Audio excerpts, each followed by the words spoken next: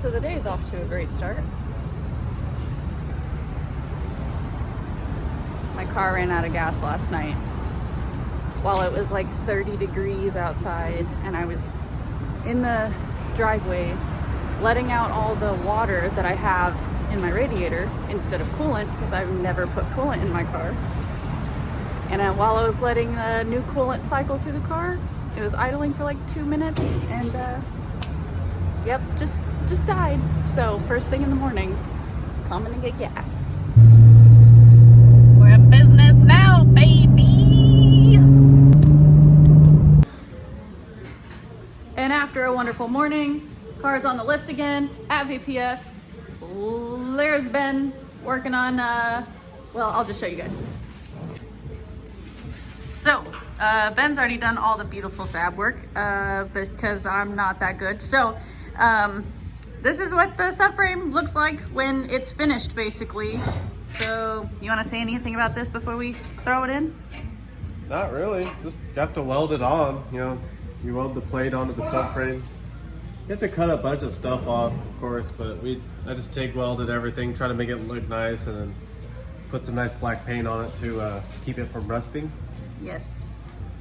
So this is what it looks like. Just want to run through, kind of show you guys where he made the welds and the cuts and all of that, but this is what it's gonna look like when it's all done. Very nice. Woo! Woo! So now this thing is gonna go into that.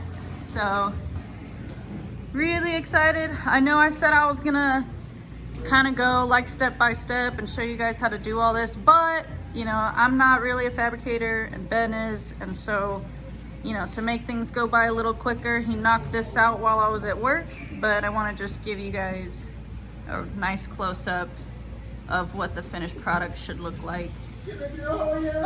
That way, if you guys did have any questions or concerns or whatever, you want to see what it's supposed to look like, this is it.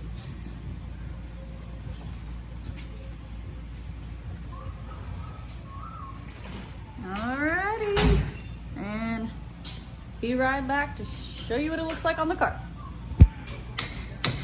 Alright, so Ben's pressing out the bushings from the steering rack, right? Am I saying that right? Okay. Ben's pushing out the bushing from the steering rack. So this gets replaced with these really cool ones. So it solid mounts the steering rack basically. But it's good because then your alignment changes like that much less over time.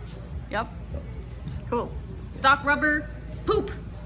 Solid, good. So after you pop those little rubber suckers out, you're just gonna tap these new solid ones in. Like so. Not going that well, but it'll go in. Yeah. Ta-da! Yeah. Beautiful. And after some struggling, we got the subframe in.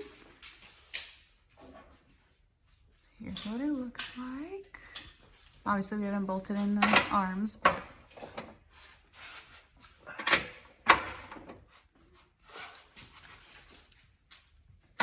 make it good and tight.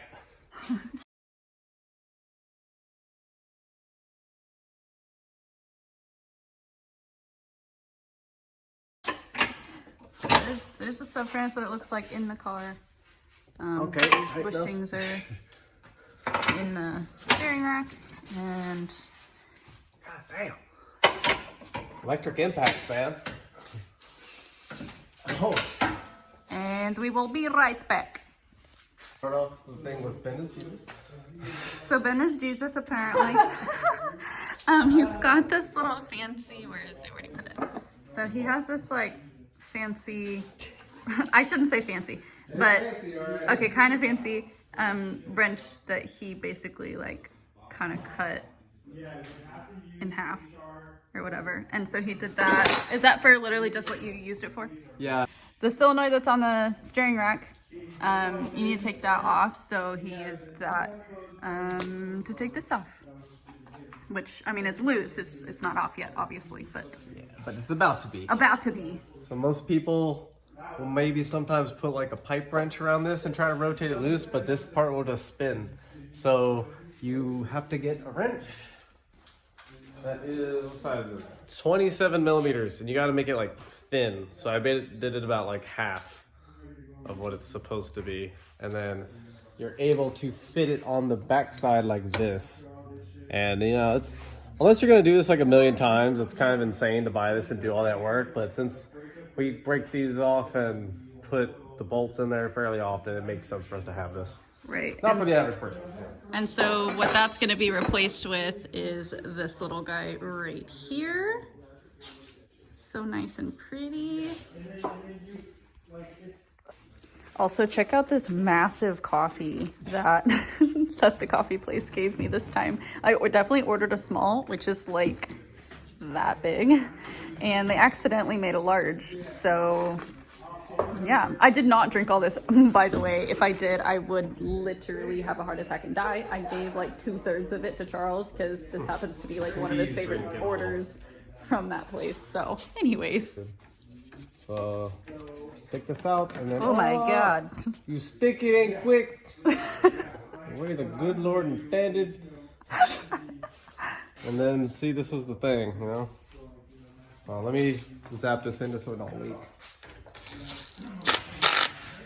Why does it look like there's oil in there, not power steering fluid? I don't want to know. Never mind. I don't have the answers. Anyway, so this thing, see, it's got these holes in there. You can kind of see those. So when the solenoid opens, it lets fluid travel through there, and as a result, your steering actually gets harder. And you'd be like, why would Nissan do that? But they do that to like basically extend the life of their pumps, so the pump's not working as hard. But when you put that bolt in, it basically is letting the pump work 100% like the whole time. So your steering gets really easy. So for drifting, it's awesome. This is like one of my favorite mods, to be totally honest. And that bolt is 100% worth it. You can get it from Part Shop Max. We usually buy like 2 or 3 and keep them in the shop just because they're very, very useful. Which, thankfully they do that because he spaced on telling me that I needed that to do this. So luckily they had another one that I just purchased from the shop. And yeah, go ahead and put that in. So I'm really excited to see like the steering difference, not just with like the angle kit, but also just because of that little mod. I think Ben mentioned it's like $40 or something from PBM, but worth it. Okay, so now you put the little clampy dealy through that hard line to go around that.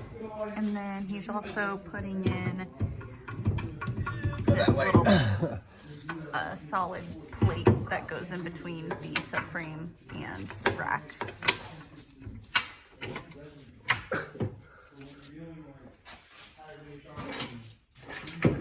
And final product, this is what it looks like. Who the fuck?